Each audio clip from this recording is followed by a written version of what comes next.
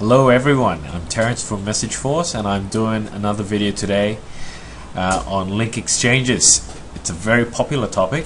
I wasn't going to do this video till a lot later, but it is raining outside and I can't be bothered to go out and do anything else, so I figured I'd just sit in here and make a video for you. So let's talk about link exchanges. The principle of a link exchange, this is what I'm going to be covering, by the way. Here's the topics, so it's on the screen, you know what I'm going to be covering. So let's just talk about the overall theory of link exchanges.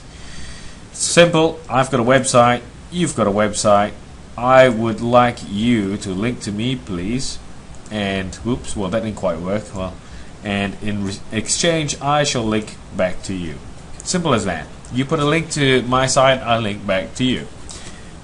Link exchange. There are lots of rules when you think about link exchanging. It's first of all, you have to consider where you're going to get your link exchange from, who you're exchanging links from, and why it's important to pick the right one. So I'm going to cover it by talking about what a good link exchange is. A good link exchange is when you're exchanging with a site or someone, or a site that has high relevance to what you're doing. So it's no point me exchanging a link on my site if we're about wedding photography and I was to exchange this link with a non-wedding photography or even a photography type site. It might be worthwhile exchanging it with a wedding site or a photography site. But certainly very little value in exchanging link with a car repairs site. So a good link exchange is often one that the two sites can actually benefit from each other's links. So you got to think about when you place this link on your page, does it look like that link, or is the link there purely for altering your position on Google? Because if that's the case, then you've probably not got a good link exchange going. You should be able to justify with that link that's on that page whether or not it's purely for link building, for ranking purposes, or whether you're going to get some other benefit out of it. So a really bad link exchange would be if this is their site, for example, and you have a link right at the very bottom right here, and he gives you a link right there at the very bottom right as well, and that's the link that you share to each other. That looks like a really bad link because it clearly doesn't appear to have been put there for any reason apart from improving your rankings on search engines. So a good link exchange might be, say, if you had a paragraph in here that talked about that talked about how good this other business is, how good this other site is, how much you like the other site, and in there somewhere is the link across to there, right? So that's what we call by an in-content link from here to here. That is, that's really ugly. That's about as good as I can get that. Alright. And that's a rough idea of what a good link exchange is. Two sites that can benefit from each other, linking to each other, that doesn't necessarily exist only for improving their rankings on search engines. And that's kind of number 2 and number 3 all together at one time. Because if you abuse link exchanges, search engines will know. And they will ping you for it. It's not something you want to just do willy-nilly. So you'll hear out there, in terms of, say, Black Hat link exchange programs, there are actually link exchange programs designed specifically so that you'd get a link. A really common link exchange program would be, in fact, I'll give you a rough idea how a really common way that people are doing link exchange programs out there. Here is your site. They call you up and say, I'm going to give you a link from this site to you. If you can link from here to my client site. Alright, so if you can link from here to here, I will give you a link from here to here.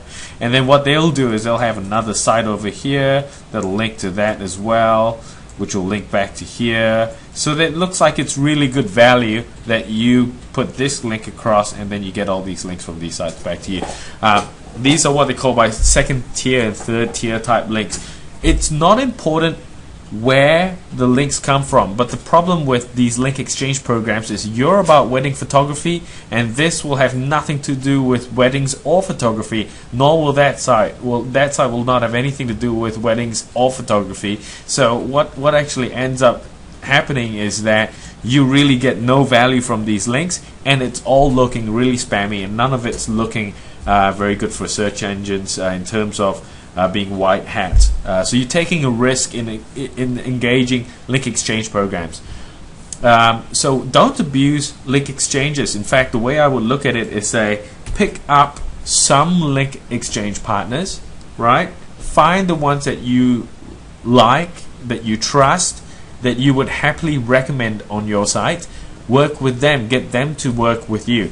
A really good way is, if I'm a wedding photographer in Australia, I might contact a well-known wedding photographer in Canada. They might like me, I might like them personally. I like the work that they've done, they like the work that I've done. I'll say on my site, look, if you're ever in Canada, I've got a good mate of mine up there, you should call him up, you should have a look at his site, they do great work up that way, get your wedding photographs from him. And likewise, he can do the same for you, and it's a good bit of cross promotion for each other, and it's done under the premise of it being a promotion or helping each other out, as opposed to let's swap links so that we can rank higher. So always think of link building as something you might do to gain a little bit more than just rankings. If you look at that for the sole purpose of ranking, you're starting to head down a fairly sort of slippery road. So consider that. Now, how to use Cerebros to do link exchanges? Well, what we have under the tools section, actually, sorry, let me take that back. Under the link section, we have a link exchange directory where you can jump on and put your site on here. In this link exchange community, you can jump on and say, I would like to list my site on here. You can talk about the sort of anchor texts you want to get back from the links, and describe your site, describe what you're looking for, who you think your ideal link partner is, the sort of content that's on your site, and be really explicit. Well, it's got 150 characters, but you can be quite explicit with 150 characters on your description as well. Talk about why someone should exchange links with you, and what sort of link you're looking for. That's the first thing you can do, and then after that you can jump onto this section here to find a link partner. And so you might find a link partner in here, find them and contact them by sending them an email message, right? So you just click on this here and just say, look, I found your site, I like your site because of A, B, C, D, E, F, and G. I'm in the same sort of business as you are in, or we're in a similar space. Would you consider doing a link exchange with me? My business is about A, B, C, D, E, F, and G. So that's how this is a dialogue system. It's set up so that you can communicate with each other. We've put a little capture box here to make it a little bit more annoying to use, because we don't want people to be using our system to be spamming 100 sites out there to gain links. The idea is pick the ones that are going to work for you.